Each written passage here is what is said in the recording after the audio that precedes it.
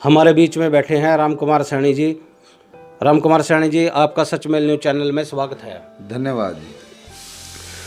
आज हम राम कुमार सैनी जी से पूछना चाहेंगे कि जो भारत सरकार द्वारा जो निर्देश दिए गए हैं कि हरियाणा के अंदर जो बाज़ारों को छूट दी गई है खुलने के लिए, जो ठेके खोले गए हैं, उसके बारे में हम जानना चाहेंगे कि राम कुमार सैनी जी आप बताएंगे जो सरकार के निर्देशों के अनुसार आज बाज़ार खोला गया है, तो उसके बारे में आप क्या कहना चाहेंगे?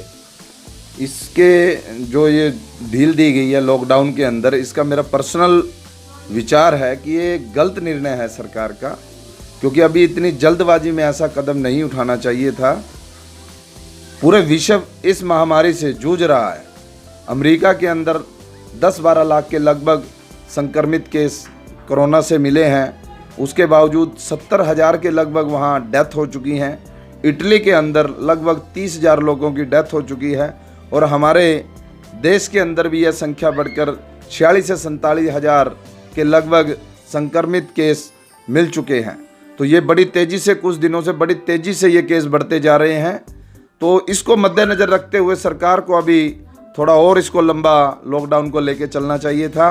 इस महीने तो कम से कम ही इस लॉकडाउन को आगे बढ़ाना चाहिए था। जो ये ढील दी गई है, अब जहाँ भी आप देख रहे हो बाज़ार में, मैं भी गया हूँ आज, कल भी मैंने देखा है कि बाज़ारों में वही चहल पहल, वही भीड़ पुनः शुरू हो गई है। कोई भी, बहुत कम लोग हैं जो सोशल डिस्टेंसिंग का पालन कर रहे हैं, सरकार की गाइडलाइंस का पालन कर रहे हैं। तो ऐसे समय में मेरे हिसाब से ये गलत निर्णय होगा सरकार का, क्योंकि ये जो संख्या है संक्रमित केसों की, ये 2-4 दिन में बड़ी तेज़ी से बढ़कर सामने आएगी। आप सभी को भी इसका पता लग ही जाएगा।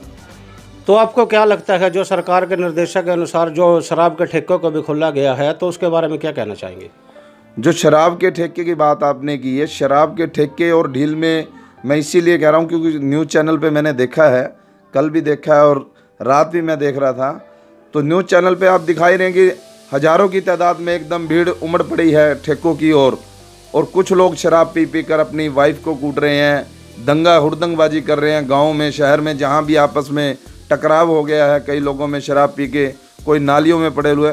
इस प्रकार का कोई भी अगर संक्रमित केस, एक भी अगर शराब पी लेता है और अपने होशो हवास में वो रहता नहीं, पीने के बाद ज़्यादा ड्रिंक कर लेते हैं कुछ लोग, तो वो जाके मोहल्लों में भी हुड़दंगबाजी करता है और अपने घर का माहौल भी ख़राब करता है। अगर उनमें एक भी पॉजिटिव केस होगा जिसने वो ड्रिंक पी ली, तो कितने लोगों को संक्रमित कर सकता है, इसका अंदाज़ा लगाया नहीं जा सकता। तो जैसे कि टोहाना के अंदर हर जगह जगह पर नाकर लगाए गए हैं, तो पुलिस प्रशासन भी बहुत ज़्यादा मेहनत कर रहा है ताकि लोगों की भीड़ ना लग सके, तो उसके बारे में आप क्या कहना चाहेंगे?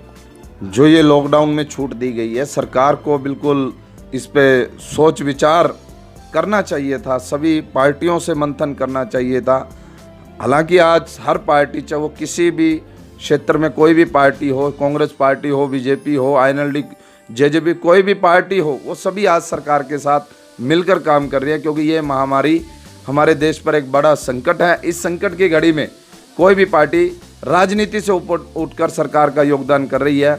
तो सरकार को थोड़ा इसको सोच विचार कर हमारे प्रदेश में तो विशेषकर विचार इस पर करना बहुत ज़रूरी था, क्योंकि हमारे प्रदेश के अंदर पुलिस बल की पर्याप्त मात्रा नहीं है, जिस कारण से पहले भी हमारे प्रदेश में क्राइम के केसेस काफ़ी बढ़े हुए थे। तो आज इस समय में जो ये छूट दी गई है, तो पुलिस की पर्याप्त मात्रा न होने के कारण इसमें हमारे संक्रमित केसों का आंकड़ा बहुत तेज़ी से बढ़ेगा। हमारे टोहाने का ही उदाहरण मैं आपको देना चाहता हूँ। टोहाना में लगभग जनसंख्या या के आधार पर कम से कम मेरे हिसाब से 100 से 150 पुलिस बल की संख्या टोहाना सिटी के लिए होनी चाहिए, जबकि हमारे पास रेगुलर जो पुलिसकर्मी हैं उनकी संख्या 35 से 40 के लगभग मेरे हिसाब से होगी, इससे ज़्यादा नहीं है। अब ये लगाओ, वो सिटी थाने को भी हैंडल करेंगे, नाकों पर भी खड़ेंगे, शहर में भी व्यवस्था बनाने का काम करेंगे। तो शहर के लोग, हमारे जिस हिसाब से हमारे देश का सिस्टम है, हमारे लोग ज़्यादा अवेयर नहीं है इस बीमारी के बारे में। हमारे हरियाणा में तो है ही नहीं, क्योंकि हम देखते हैं कि हम इस महामारी को भी एक खेल के रूप में ले रहे हैं। पुलिस की जिप्सी आती है तो सारे अपने घरों में लुक जाते हैं, जिप्सी जाने के बाद फिर उन्हें वहाँ इकट्ठे हो जाते हैं। तो पुलिस पर्याप्त मात्रा में न होने के कारण इस लॉकडाउन की जो छूट दी गई है, इसका लाभ नहीं मिलेगा, इसका नुकसान बहुत ज़्यादा होने वाला है। ये 5-7 दिनों में हम सबको पता लग जाएगा, क्योंकि पुलिस कहाँ कहाँ नाके लगाएगी। कितना हमारे पास पुलिस बल है जो पूरे शहर को मैनेज कर सके, नहीं कर पाएंगे। तो अब आप शहरवासी व भारतवासी को क्या मैसेज देना चाहेंगे जो ये लॉकडाउन के भारत द्वारा भारत के अंदर किया गया है?